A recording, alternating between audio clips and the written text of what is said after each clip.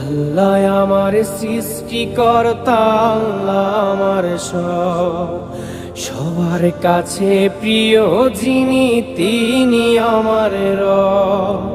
দুনিয়া করব সবাই আল্লাহর ইবাদত, দুনিয়া করব সবাই আল্লাহর ইবাদত।